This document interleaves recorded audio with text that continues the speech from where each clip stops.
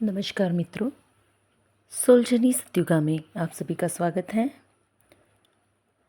और आपका जीवन, आपके अनुभव, आपकी जर्नी बेहतर चल रही होगी, ऐसी शुभकामना।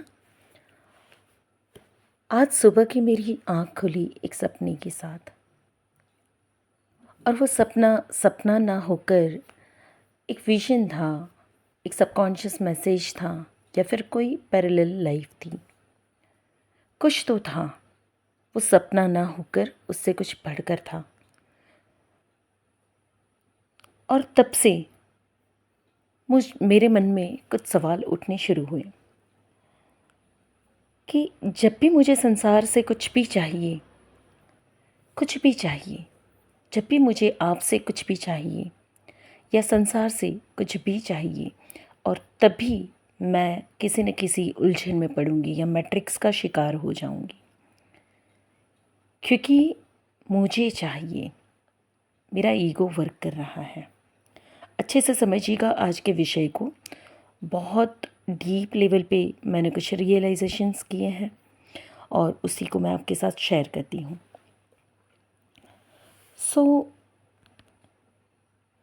जब भगवान बुद्ध के समय की बात है, भगवान बुद्ध की कथा में हम सुनते हैं कि भगवान बुद्ध ने आखिरी समय में मारा को हराया था। ये मारा क्या है? ये मारा किसको दर्शाता है? ये मारा आपकी आंतरिक इच्छाओं को दर्शाता है।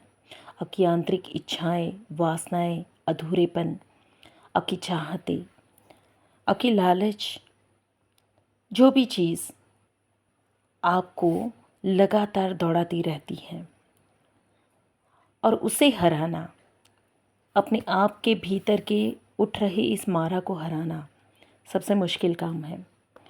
और भगवान बुद्ध ने इस मारा को हराया था, और उसी के बाद उन्हें संबोधि प्राप्त हुई थी।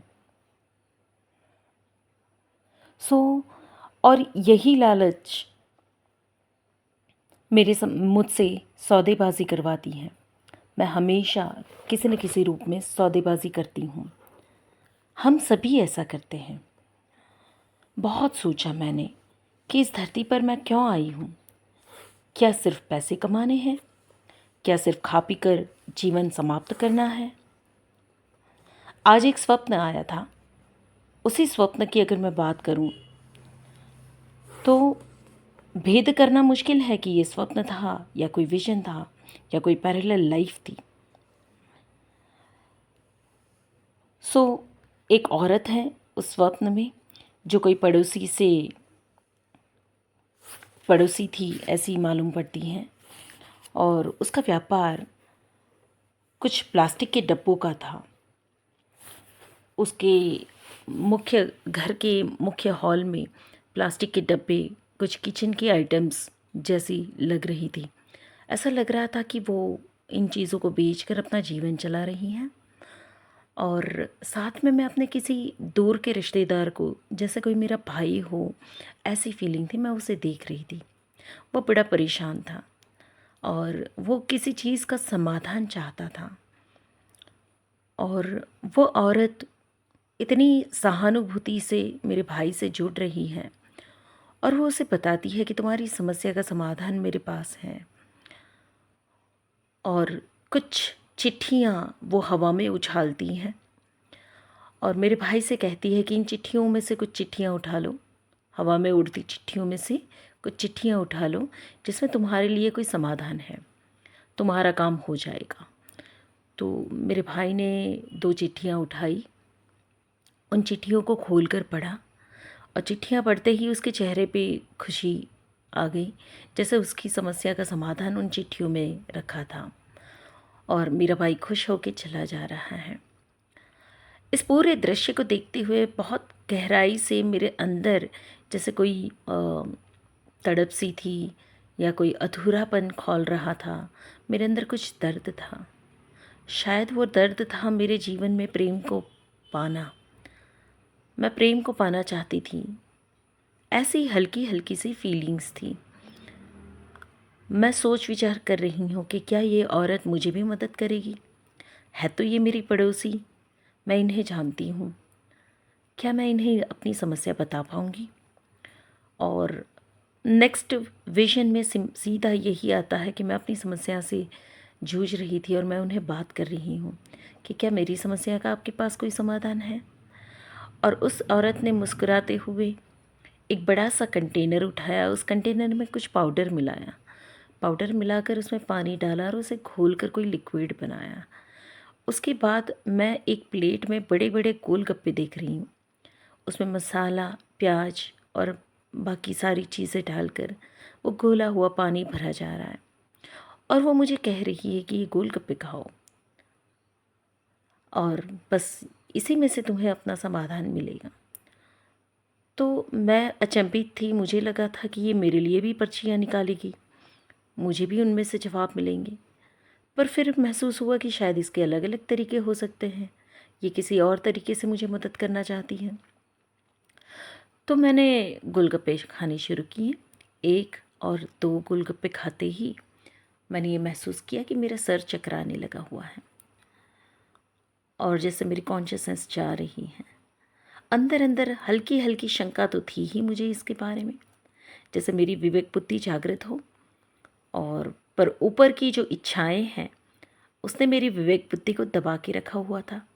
जैसे ही मैंने 2 गोलगप्पे खाए, मुझे एहसास हुआ कि जैसे मेरी कॉन्शियसनेस लूज़ हो रही है, लॉस्ट हो रही है। मैं वहाँ से उठ गई और मेरे अंदर की शंका ने ज़ोर पकड़ लिया कि नक्की ये कोई धूर्त है, ये कोई मदद करने वाली औरत तो नहीं हो सकती है। और मैं वहाँ से चली गई। मैंने अपने आप को बचा लिया। पर उतने 2 गोलगप्पे खाते समय मेरी नज़र उसके एक आईपैड पर पड़ी थी। एक नोटपैड था या आईपैड था, कुछ पेज जैसा था और उसके ऊपर कुछ नंबर्स दौड़ रहे थे।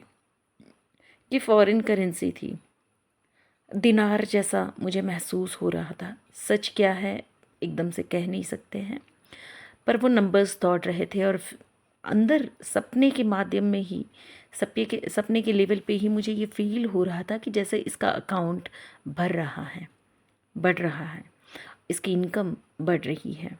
जैसे जैसे मैं गोलगप्पे खा रही हूँ इसके अंक बढ़ रहे हैं। क्लियर मैसेज था कि मुझे भ्रमित करने के लिए इसे पैसे मिलते जा रहे हैं।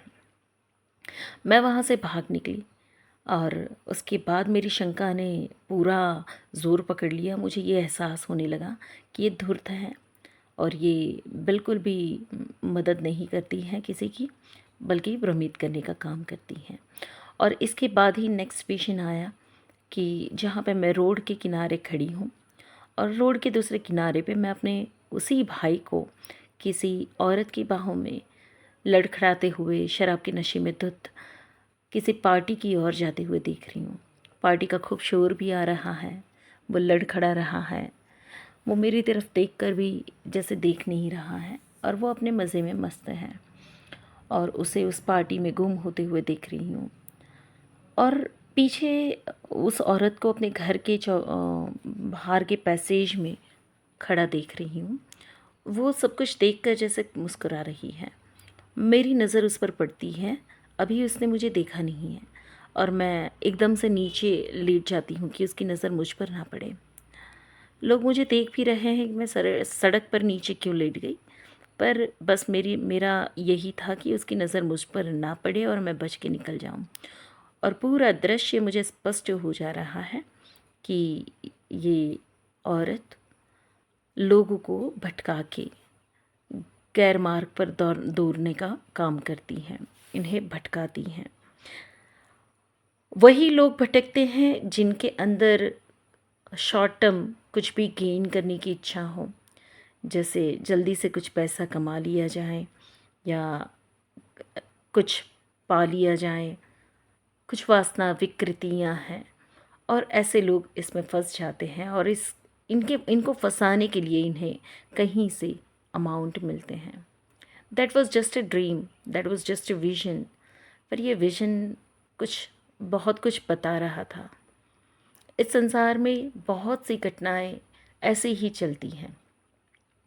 आप चाहे किसी भी सोशल मीडिया को उठा लो, आप चाहे किसी भी होटल में चले जाओ, आप चाहे कहीं पर भी बाहर निकल लो, हर तरफ आप देखेंगे कि वही लोग ज़्यादा पैसे कमाते हैं या ज़्यादा सफल होते दिख रहे हैं कि जो भटकाने का काम कर रहे हैं। ऐसा क्यों? कई लोगों के ऐसे सवाल भी होते हैं कि ऐसा क्यों कि हम ईमानदारी से जीवन जीते हैं पर हमें उतनी समृद्धि नहीं मिलती है, उतना पैसा नहीं मिलता है, और जो गलत काम कर रहे हैं उन्हें बहुत ज़्यादा मिलता है। बस आपका यही सवाल जो है उसी में आपका जवाब भी छुपा हुआ है, क्योंकि आप चाहते हैं कि बहुत पैसे कमा लें, क्योंकि आपकी इच्छाएं हैं कि आप बड़े बन जाएं, क्योंकि आपकी चाहत है कि आप नाम बना लें, और इसी की वजह से ये लोग ज़्यादा पैसे कमाते हैं। क्योंकि आप खोजते हैं, बाहर खोजते हैं कि कहीं से मुझे वो मार्ग मिल जाए, कोई मुझे वो मदद कर ले। तो आपके अंदर की लालच है, इसलिए बाहर लुटेरे बैठे हैं। अगर आपके अंदर की लालच समाप्त हो जाए, पैसा कमा लेने की, कुछ बड़ा बन जाने की, कुछ पा लेने की, कोई नाम बना लेने की, शॉर्ट टर्म गेम, अगर वो लालच समाप्त हो जाए तो बाहर के लुटेरे भूखे मर जाएंगे। पर आज वो बड़े होते जा रहे हैं क्योंकि आपकी लालच है। इस पूरे ड्रीम में एक बहुत बड़ा मैसेज था, बहुत बड़ा विजन था कि अगर आपके भीतर की लालच समाप्त हो जाए तो ये लुटेरे समाप्त हो जाएंगे। और यही चल रहा है। आपका जो सवाल होता है कि हमें उतना फेम क्यों नहीं मिलता है, या हम इतने बड़े क्यों नहीं हो रहे हैं, या हमारा उतना नाम क्यों नहीं है, या हमारे रिश्ते पूरे क्यों नहीं हैं, ये लालच है, चाहते हैं, वासनाएं हैं, विकृतियाँ हैं।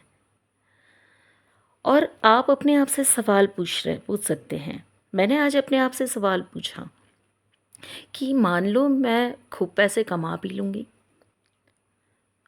खूब नाम बन जाएगा, मेरे जीवन में हर रिश्ते परिपूर्ण हो जाएंगे, पर क्या फिर भी मृत्यु के बाद इनमें से कुछ भी मेरे साथ आएगा?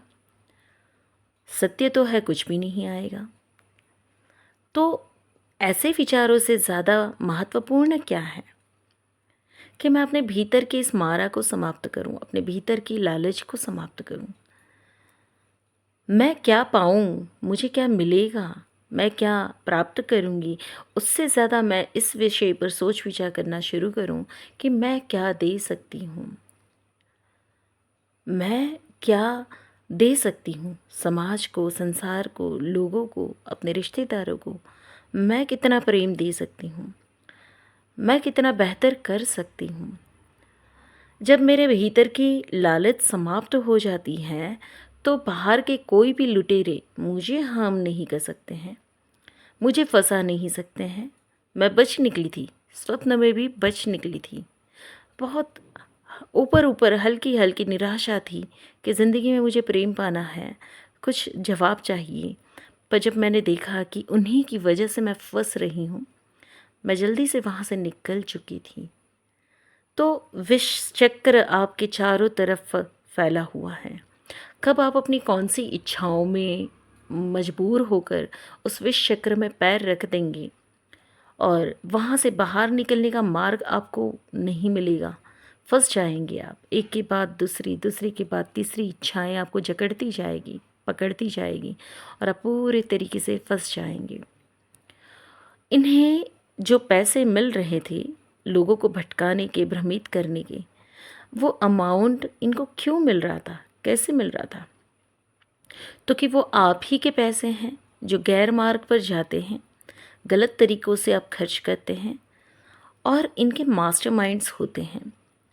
बहुत बड़ा मैट्रिक्स, बहुत बड़ा माया जाल फैला हुआ है जिसे आप अपनी इन खुली आँखों से तो कभी देख नहीं पाएंगे, पर यह काम करता है।